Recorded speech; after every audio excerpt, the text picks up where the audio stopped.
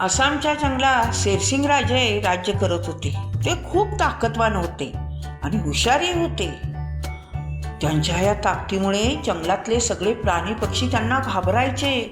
त्यांच्या समोर यायचे नाहीत. गुहेत झाडीत लपून बसायचे. इतकी त्यांची दहशत होती शेरसिंग महाराजांची. आणि याचे कारण म्हणून शेरसिंग महाराजांना या जंगलात कोणीही मित्र नव्हता. ते एकटेच गुहेत असायचे. इतर सगळे प्राण्यांना मित्र होते. ते आपापसात खेळायचे, मौज मजा करायचे. पण शेरसिंग महाराजांच्या स्वभावामुळे त्यांना एकही मित्र नव्हता. त्यामुळे त्यांना खूप दुःख व्हायचे. मग शेरसिंग महाराज एकदा शिकारीला निघाले. जंगलातनं चालले होते तेव्हा कोणीतरी रडल्याचा आवाज त्यांना ऐकू आला. अरे, कोण रडत आहे म्हणून ते आवाजाच्या दिशेने निघाले. तर काय झालं, एका झाडाच्या मुळाशी एक कंठकोकिळा जंगलातली अडकली होती. तिचे दोन्ही पाय झाडीच्या वेलीत अडकले होते आणि पंखही अडकले होते. म्हणून ती रडत होती. वाचवण्यासाठी धावा करत होती. ती काय म्हणत होती, अरे कोणी आहे का, कोणीतरी या ना, कोणीतरी मला मदत करा, मला वाचवा, मी वेलीत अडकले, या ना कोणीतरी, मला मदत करा ना, करा ना मदत, या ना कोणीतरी. मग शेरसिंग महाराज आवाजाच्या दिशेने गेले. त्यांनी पाहिलं झाडाच्या मुळाशी वेलीत कोकिळा अडकल्या आणि ती मदतीसाठी याचना करत्या. अरे वा, छान आहे. आपण शिकार मिळेसपर्यंत ही कोकिळेला आता सोडवून खाल्लं तर तात्पुरती आपली भूक मिटेल. ठीक आहे असे म्हणून ते पुढे गेले. मग तिने आपल्या पंजाने कोकिळेचे दोन्ही पाय सोडवले, पंख सोडवले.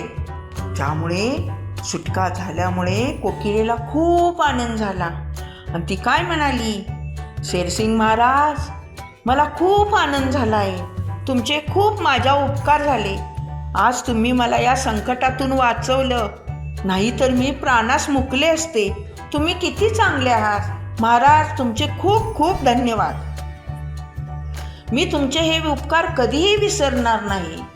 कधी संकटकाळी मदत लागली तर मी तत्पर धावून येईन. मग शेरसिंग महाराजांना ती कोकिळा असं म्हटल्यावर तिची शिकार करायची शेरसिंगांनी सोडून दिले आणि ते जंगलाकडे निघाले. कोकिळाही उडून गेली. मग या कोकिळेला शेरसिंग महाराजांचे खूप उपकार वाटायचे. मग ती काय करायची, त्यांना मित्र नव्हते म्हणून शेरसिंग महाराजांच्या गुहेत जायची आणि त्यांच्याबरोबर गप्पा मारायची, गाणी म्हणून दाखवायची, जंगलातल्या बातम्या सगळ्या सांगायची, सगळ्या प्राण्यांनी पक्ष्यांनी मौज मजा कशी केली ही सांगायची. त्यामुळे शेरसिंग महाराजांना खूप बरे वाटायचे. त्यांना बोलायला कोणीही नव्हते. त्यांच्या स्वभावामुळे त्यांना मित्र नव्हता. पण कोकिळेने त्यांना बोलतं केलं. खूप रोज जाऊन ती खूप त्यांना गमती जमती सांगायची. मग कोकिळा आणि शेरसिंग महाराज मित्र बनले. त्यांनाही बरे वाटू लागले. एकलकोंडे बसत होते पण आता त्यांना बरे वाटायला लागले. एकदा काय झाले, जंगलातले सगळे प्राणी पक्षी जंगलात खेळत होते, मौज मजा करत होते, लपंडाव खेळत होते, झोके घेत होते सगळे प्राणी पक्षी. शेरसिंग महाराज जंगलातल्या सरोवराकडे पाणी प्यायला निघाले आणि ते पाण्याला तोंड लावणार एवढ्यात काय झालं, ते जाळ्यात अडकले. अरे देवा, हे जाळे कोणी टाकले? अहो, सगळे प्राणी जंगलात खेळत होते. त्यावेळी 2 शिकारी आले होते आणि ते सरोवराच्या काठावर जे झाड होते ना, ते झाडावर जाऊन बसले होते. बंदूकधारी 2 शिकारी होते आणि त्यांनी पाहिलं शेरसिंग महाराज सरोवरात पाणी पिण्यासाठी आलेत. त्याबरोबर पटकन त्यांनी जाळे टाकले. शेरसिंग महाराज जाळ्यात अडकले आणि ते शिकारी झाडावरून पटकन खाली उतरले आणि आपली गाडी शेरसिंग महाराजांना पकडलेले जाळं गाडीत टाकण्यासाठी, जाळे आणण्यासाठी निघाले. तेवढ्यात शेरसिंग महाराजांनी मोठी गर्जना केली.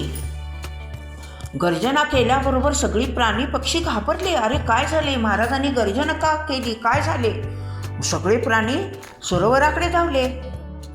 कोकिळा म्हणाली, अरे मित्रांनो, आपले महाराज जाळ्यात अडकले, जंगलात कोणीतरी शिकारी आले आहेत वाटतं.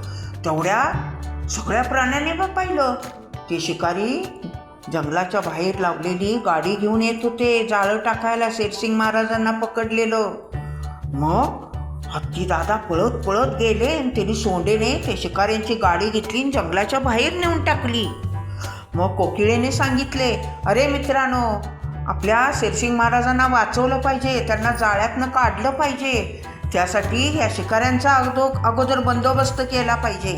मग माकडदादांनी काय केलं? माकडदादांनी त्या दोन्ही शिकाऱ्यांच्या हातातली बंदूक आणि डोक्यावरच्या टोप्या, हातातल्या पिशव्या उचलून घेतल्या आणि सगळी माकडे जाऊन झाडावर जाऊन बसली.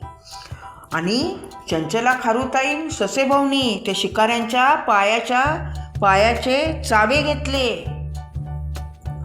आणि माकडदादांनी झाडावर जाऊन बंदुका घेऊन ते बंदुका उडवून आवाज काढू लागले.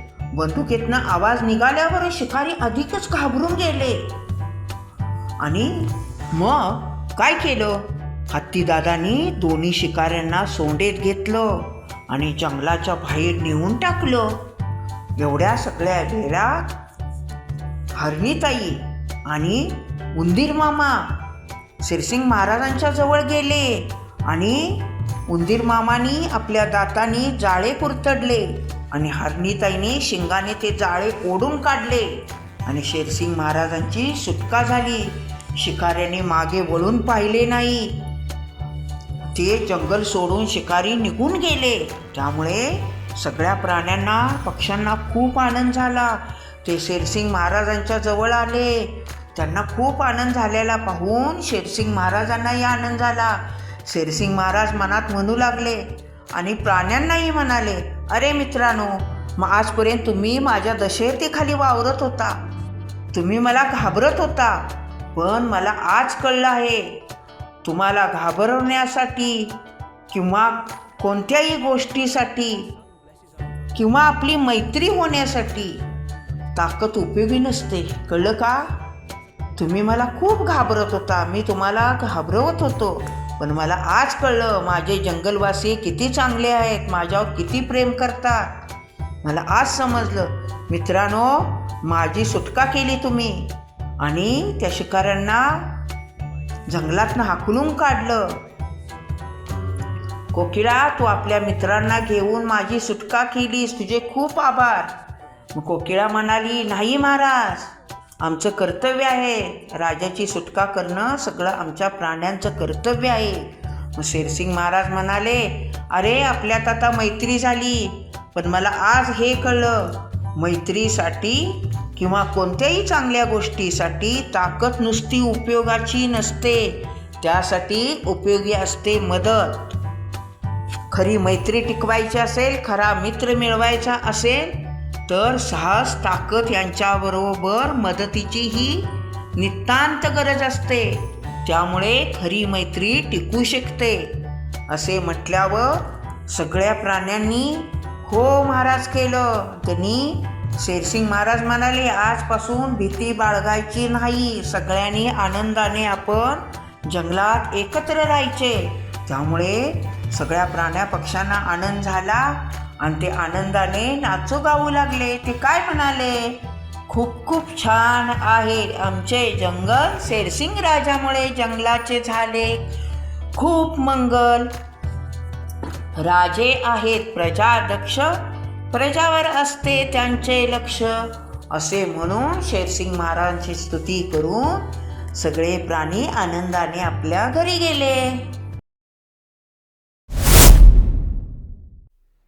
हा व्हिडिओ आवडला असेल तर आपल्या आजीच्या गोष्टी चॅनलला लाईक करा, शेअर करा आणि सबस्क्राईब करा.